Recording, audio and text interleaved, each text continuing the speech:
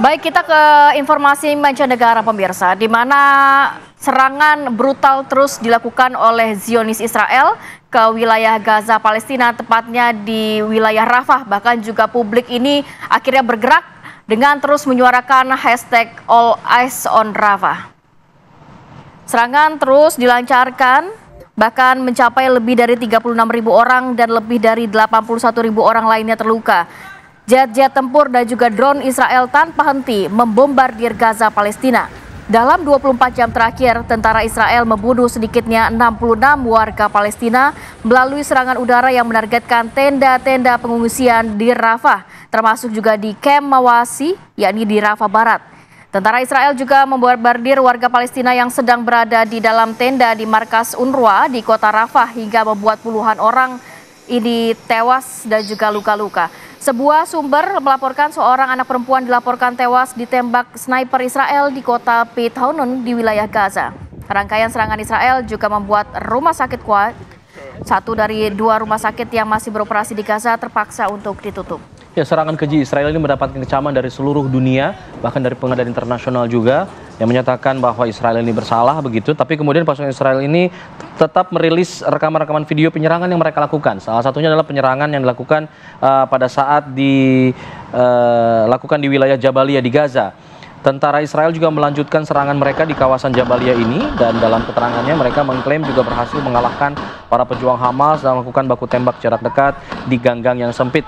Sementara itu Hamas juga pada Minggu menembakkan serangkaian roket ke wilayah Israel, namun tidak ada keterangan mengenai korban akibat serangan tersebut.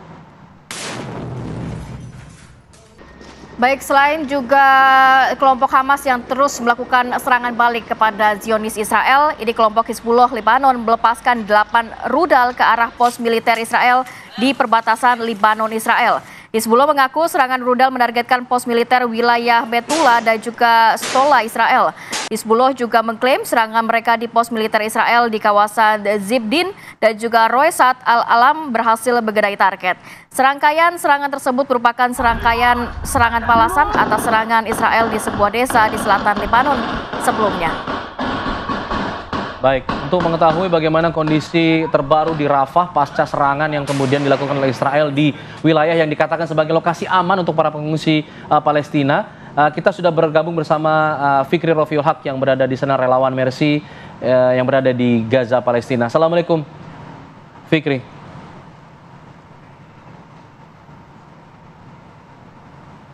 Baik, Fikri, apakah masih terlihat atau terdengar serangan yang dilakukan atau terjadi di wilayah Rafah? Ya, baik. Selamat pagi waktu Gaza, Mas Alfa dan juga Mbak Kamarati. Memang kondisi di jalur Gaza semakin memburuk pasca serangan darat yang dilakukan oleh pihak Zionis Israel sejak 7 Oktober lalu.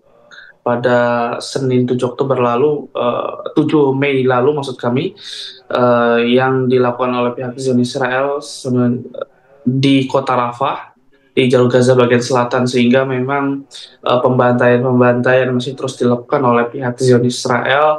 Informasi dari kantor media pemerintah Gaza ataupun Kementerian Kesehatan Palestina mengatakan dalam waktu kurang 24 jam terakhir saja terdapat 72 warga yang meninggal dan 383 lainnya mengalami luka-luka, sehingga total korban dari 7 Oktober lalu sampai hari ini hari ini sudah memasuki 235 hari atau sudah memasuki 8 bulan genosida yang dilakukan oleh pihak Israel terhadap warga Gaza.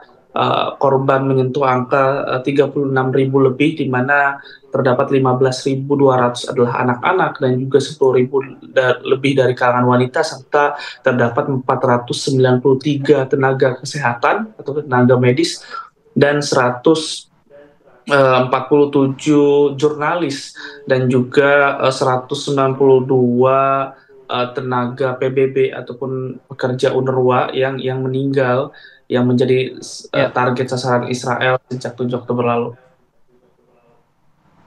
Ya, Mas Fikri, melihat serangan brutal terus dilakukan Israel bahkan ke kawasan kamp-kamp pengungsian di Rafah, sejauh ini apakah juga cukup banyak rumah sakit yang bisa menampung para korban luka dan juga meninggal dunia di sana? Berapa banyak rumah sakit yang masih bisa beroperasi, Mas Fikri? Sementara informasi yang kami dapatkan memang dari Kementerian Kesehatan Palestina mengatakan sudah 33 rumah sakit berhenti beroperasi dari 36 rumah sakit. Artinya hanya 3 rumah sakit yang benar-benar yang bisa beroperasi, dan memang sebenarnya rumah sakit itu tuh benar-benar tidak itu pun tidak benar-benar berfungsi secara baik, karena memang salah satunya di Rumah Sakit Syuhada Al-Aqsa, walaupun masih menerima korban-korban akibat perang ini, namun rumah sakit itu pun kehabisan bahan bakar saat ini, sehingga ketika malam hari sangat gelap gulita, dan juga sama seperti rumah sakit lainnya, rumah sakit Kuwait ataupun rumah sakit Eropa yang ada di Jalur Gaza bagian selatan, sehingga ini menyebabkan banyaknya korban-korban tidak bisa ditangani secara baik, karena memang krisis-krisis yang dialami oleh rumah sakit pun itu obat-obatan juga semakin menipis karena blokade yang dilakukan oleh pihak Zionis Israel, terutama blokade yang dilakukan oleh mereka di kota Rafah, sehingga menyebabkan border Rafah yang satu-satunya border untuk memasukkan bantuan-bantuan itu terpaksa tertutup sejak serangan darat yang dilakukan oleh mereka pada 7 Mei Senin lalu. Baik, terima kasih Fikri Rofiul Haq, tetap jaga keselamatan di sana. Kami terus berdoa untuk teman-teman di sana, termasuk para relawan Mercy dari Indonesia yang berada di sana. Tetap semangat, tetap berjuang. Kita harapkan bisa segera berakhir serangan-serangan di sana. Terima kasih. Terima kasih banyak Mas Fikri. Assalamualaikum warahmatullahi wabarakatuh. Assalamualaikum.